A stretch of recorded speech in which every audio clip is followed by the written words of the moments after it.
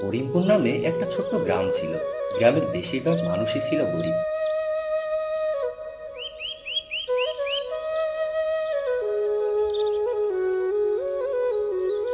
একদিন কাজ না করতে পারলে ভাত জুটতো না ওই গ্রামের মানুষের।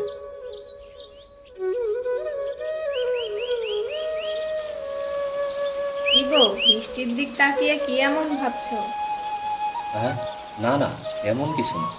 ভাবছি আবার তো বর্ষার দিন চলে আসলো, কেমন করে যে সংসার চালাবো, তাই আর কি। হ্যাঁ গো, তুমি তো ঠিকই বলছো। ঘরে যা আসে তা তো দু এক বেলার ভেতরে শেষ হয়ে যাবে। কেন যে বিধাতা আমাদের এত গরিব করে পাঠালো! প্রতি বছরে এই সময় গ্রামের সব মানুষের না খেয়ে দিন পার করতে হয়। আহ বউ, এমন কথা বলো না। বিধাতা যা করে তা সবার ভালোর জন্যই করে। হ্যাঁ গো, তুমি ঠিকই বলেছ। বিধাতাকে দোষ দিয়ে কি আর হবে। আচ্ছা, এত চিন্তা করো না তো। চলো, খাবার বেড়েছি, খাবে চলো। হ্যাঁ, তাই চলো। এই বলে রহিম আর তার বউ ঘরের ভেতর চলে যায়। রহিম আর তার বউ খাবার খাওয়া শেষ করে রহিম তার বউকে বলে, বউ, এখন কি করে যে আমাদের সংসার চলবে কিছুই বুঝতে পারছি না। বৃষ্টির কারণে গ্রামে তো কোনো কাজ কামই নেই, সবাই ঘরে বসে। এমনভাবে কয়েকদিন বৃষ্টি হলে তো গ্রামের সবই পানিতে ডুবে যাবে। এই বৃষ্টির সময় কত মানুষ যে না খেতে পেয়ে মারা যায়, এর থেকে কি কোনোভাবে মুক্তি পাওয়া যায় না? এসব কথা বলে তো কোনো লাভ হবে না গো। আচ্ছা, আমি একটু গ্রামের ভিতর থেকে ঘুরে আসি। এখনো তো গ্রাম ডুবে যায়, দেখি ছোটখাটো কোনো কাজ পাই কিনা। এই বিকেল বেলা করে তুমি কাজ কোথায় পাবে? এখন তো সবার বাড়ি ফেরার সময়। তার থেকে বরং তুমি বাড়িতেই থাকো। আমি যাই, যা কিছু আছে সেটুকুই রান্না করি। আচ্ছা ঠিক আছে, তুমি রান্না বসাও, আমি দেখি কালকের জন্য কোনো কাজের ব্যবস্থা করতে পারি কিনা। ঠিক আছে, সাবধানে যেও। আর তাড়াতাড়ি বাড়ি ফিরে আসো, আকাশের অবস্থা ভালো না। দেখছো তো কি জোরে জোরে বাজ পড়ছে। আচ্ছা আচ্ছা, তুমি চিন্তা করো না, আমি সাবধানেই যাব আর তাড়াতাড়ি বাড়িও ফিরে আসবো।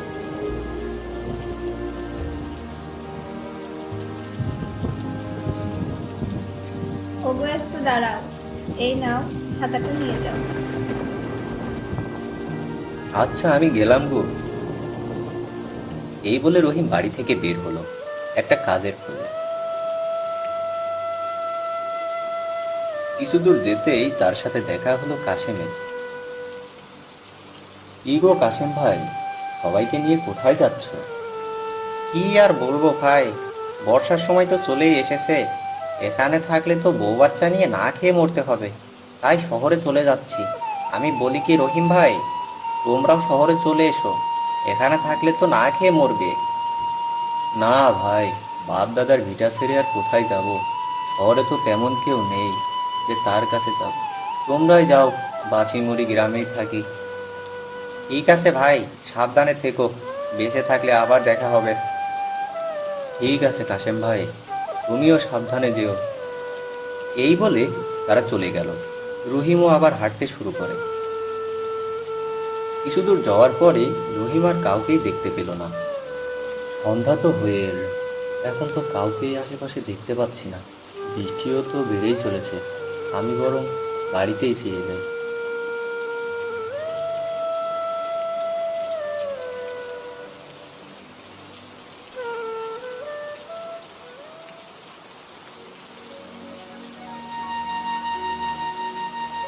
কি গো, তুমি এসেছো?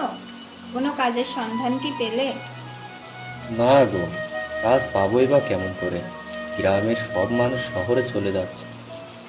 ওগো, তাহলে চলো আমরাও চলে যাই। তুমি কি যে বলো না বউ, শহরে কি আমাদের কেউ আছে যে তার কাছে গিয়ে আশ্রয় নেবে? আর শহরে থাকতে হলে অনেক টাকার দরকার হয়, শহরে সব কিছু কিনে খেতে হয়। আমাদের কি এত সাধ্য আছে বলো? তা না হয় বুঝলাম, এখানে থাকলে তো আমাদের না খেয়ে মরতে হবে। ঘরে যা ছিল তা তো এখন রান্না করি। তুমি এত চিন্তা করো না তো, যা হয় পরে দেখা যাবে। আর আমি তো আছি। আচ্ছা, এখন আমার খুব খিদা পেয়েছে, দাও তো কিছু খেতে দাও। আচ্ছা, তুমি বসো, আমি খাবার নিয়ে আসছি।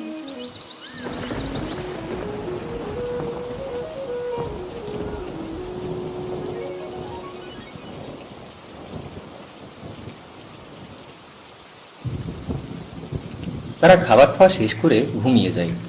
এইদিকে বৃষ্টি আরো বাড়তেই থাকে। পরের দিন সকালে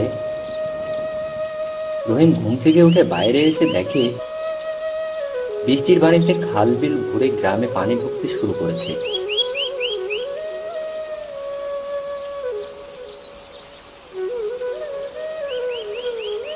এ কি, এক রাতে গ্রামের মাঠঘাট সব পানিতে ডুবতে শুরু করেছে। রহিম হতাশ হয়ে ঘরে গিয়ে বসে পড়ে। কি গো, এমন করে বসে পড়লে যে? কি হয়েছে? তোমার কি শরীর খারাপ করলো নাকি? না গো বউ, বৃষ্টির পানিতে মাঠঘাট তো সব থই থই করছে। এর ভেতর তো কোনো কাজও পাওয়া যাবে না। যত দুঃখ কষ্ট সব আমাদের মতো গরিব মানুষের। ওগো, ঘরে তো সব চাল ডাল শেষ হয়ে গেছে, এখন কি করব? ঘরে কি শুকনো খাবার কিছু আছে? থাকলে দাও না। দুপুর হয়ে গেল, এখনো পেটে তো দানা পানি পড়লো না। আচ্ছা তুমি বসো, আমি দেখছি ঘরে কিছু আছে না। এই নাও, এই মুড়িটুকুই ছিল ঘরে, আর কোনো খাবার নেই। কাজ না করলে কাল থেকে না খেয়ে থাকতে হবে। কবে যে এই বৃষ্টি থামবে তা কে জানে। এখন যে কি করব কিছুই বুঝতে পারছি না। ওগো, আমি বলি কি, তুমি কি একবার মোড়ল মশাইয়ের কাছে যাবে? হয়তো সে আমাদের কিছু সাহায্য করতে পারে। হ্যাঁ বউ, তুমি ঠিকই বলেছ। আচ্ছা বউ, আমি তাহলে গেলাম।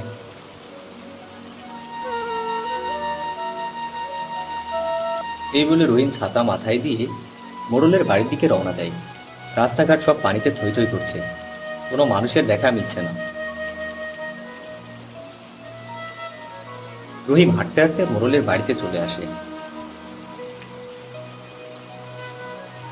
মোড়ল মশাই, ও মোড়ল মশাই, বাড়িতে আছেন নাকি? আরে রহিম যে, তা এমন করে ডাকছো কেন? আরে বৃষ্টির মধ্যে বাড়ি না থেকে কোথায় যাব? তা কি জন্য এসেছো তাই বলে ফেলো তো ভাই। অনেক বিপদে পড়ে এসেছি। এত কথা বাদ দিয়ে কি বলবে তাই বলো। এখন গ্রামের সবাই বিপদে আছে, আমিও বিপদে আছি।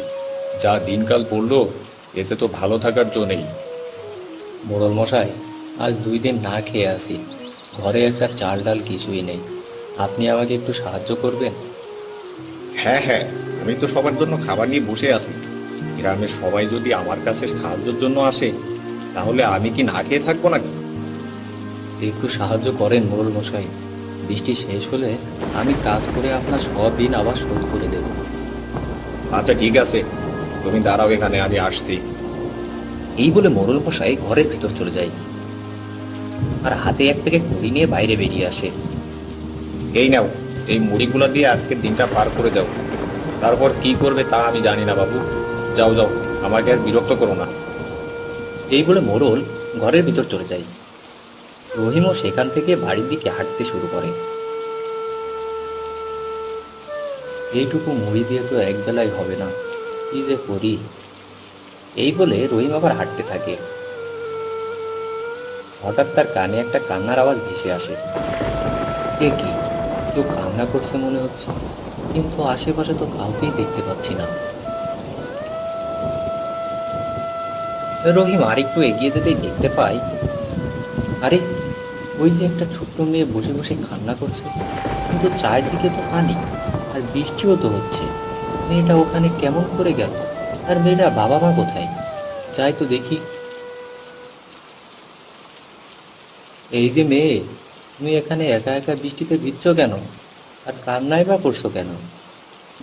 আমাদের বাড়ি ঘরও ভেসে গেছে, আমি কোনো রকম বেঁচে ফিরছি, কিন্তু খুব ক্ষুধা পেয়েছে, আমি আর হাঁটতে পারছি না, তাই এখানে বসে আছি। তাহলে তুমি এখন কোথায় যাবে? আমার যাওয়ার মতো কোথাও জায়গা নেই। আমার না খুব খিদে পেয়েছে, আমাকে কিছু খেতে দেবে? আমি আর চলতে পারছি না। আমার কাছেও তো কোনো খাবার নেই, শুধু এই মুড়িটুকু ছাড়া। আমরাও আজ 2 দিন না খেয়ে আছি। আচ্ছা, তুমি কি মুড়ি খাবে? দাও না, এই মুড়িটুকুই আমি খাই। এই নাও। মুড়িটুকু নিয়ে মেয়েটি খাওয়া শুরু করে। খুব তাড়াতাড়ি খাচ্ছিল। খাওয়া শেষ হলে রহিম বলল, এই যে মেয়ে, তুমি এখন কোথায় যাবে? এখানে বৃষ্টির ভেতর এমন করে ভিজলে তো তোমার শরীর খারাপ করবে। এর থেকে বরং তুমি আমার সাথে আমার বাড়িতেই চলো। তুমি অনেক ভালো মানুষ, তোমার ঘরে কোনো খাবার নেই, তাও তুমি সব খাবার আমাকে দিয়ে দিলে, আবার আমাকে এখন তোমার বাড়িতে নিয়ে যেতে চাচ্ছ? আমরা গরিব হতে পারি, কিন্তু মানুষের সব কষ্ট আমরা বুঝি। একবেলা খাবার না খেয়ে থাকার যে কি কষ্ট, তা আমি জানি। আচ্ছা, আর কথা না বাড়িয়ে চলো, এই বৃষ্টিতে ভিজলে তোমার শরীর খারাপ করবে। এ কি, কে তুমি? আর বাচ্চা থেকে এমন হলে কেমন করে? আবার পাখিদের মতো ডানাতে উড়ছই বা কেমন করে? তুমি যেই হও না কেন, আমার কোনো ক্ষতি করো না। তুমি ভয় পেও না, আমি একটা পরী। আমি মানুষের ক্ষতি করি না, আমি মানুষের সাহায্য করি। তুমি অনেক ভালো মানুষ, আমাকে তুমি তোমার সব খাবার দিয়ে দিয়েছো। আমি কেমন করে তোমার ক্ষতি করি বলো? তুমি পড়ি? ছোটবেলায় বাবা মার মুখ থেকে পরীদের অনেক গল্প শুনেছি। পরীরা নাকি দেখতে অনেক সুন্দর হয়। আজ আমি নিজ চোখে দেখলাম। হ্যাঁ, আমরা দেখতে অনেক সুন্দর। আমরা মানুষের দুঃখের সময় মানুষের সাহায্য করার জন্য এভাবে মানুষের কাছে সাহায্য চাই। যারা ভালো মানুষ তারা সাহায্য করে, আর আমরাও তাকে সাহায্য করি। আমিও তোমাকে এত সময় পরীক্ষা করছিলাম। এখন বলো, তোমাকে আমি কেমন করে সাহায্য করতে পারি? পরী, সত্যি তুমি আমাকে সাহায্য করবে? সাহায্য যদি করতে হয় তাহলে আমাকে নয়, সারা গ্রামের মানুষের জন্য করো। তুমি আসলেই অনেক ভালো মানুষ। তুমি নিজের কথা না ভেবে সারা গ্রামের মানুষের কথা ভাবছো। আমার জীবনে তোমার মতো মানুষ আমি এই প্রথমবার দেখলাম। এই না, হাড়িটা রাখো। এই হাঁড়ি দিয়ে আমি কি করব? আমাদের বাড়িতে তো অনেক হাঁড়ি আছে, তাহলে আমাকে তুমি হাঁড়ি দিচ্ছ কেন? এটা কোনো সাধারণ হাড়ি নয় গো, এটা একটা জাদুর হাড়ি। এই হাড়ির কাছে তুমি যে খাবার চাইবে তাই পাবে। তোমার আর খাবারের কোনো কষ্ট করতে হবে না। আমার কষ্ট তো দূর হবে, কিন্তু গ্রামের মানুষের কি হবে? তুমি চিন্তা করো না, এই গ্রামের মানুষের আর কোনো কষ্ট থাকবে না। আজকের পর থেকে এই গ্রামে এত বৃষ্টি হবে না। মানুষের যতটুকু দরকার ততটুকুই বৃষ্টি হবে, আর এই গ্রামের জমিতে ফসলও অনেক ভালো হবে। আচ্ছা, আমি এখন আসি তাহলে। আচ্ছা, ঠিক আছে। অনেক ধন্যবাদ তোমাকে পরী। এই বলে পরী সেখান থেকে চলে যায়। রহিমও খুশি মনে বাড়ির দিকে হাঁটতে থাকে।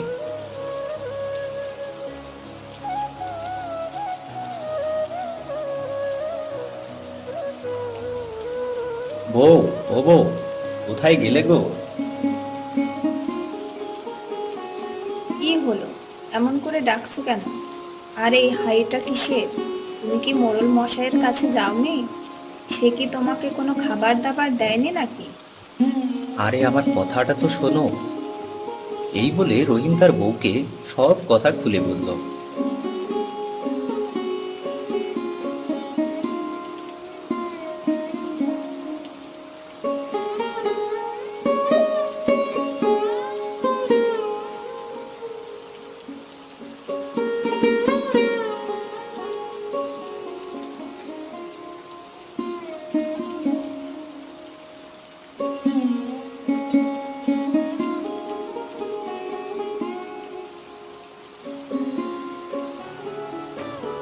এ কি বলছো গো তুমি? তাহলে তো আমাদের আর কোনো কষ্ট থাকবে না গো, আর গ্রামের মানুষেরও এত কষ্ট থাকবে না। হ্যাঁ গো, বিধাতা আমাদের সব কষ্ট মুছে দিয়েছে। পরের দিন বৃষ্টি থেমে যায়। গ্রামে আবার সবাই ফিরে আসে। গ্রামের মাঠ ঘাটের সব পানি শুকিয়ে যায়।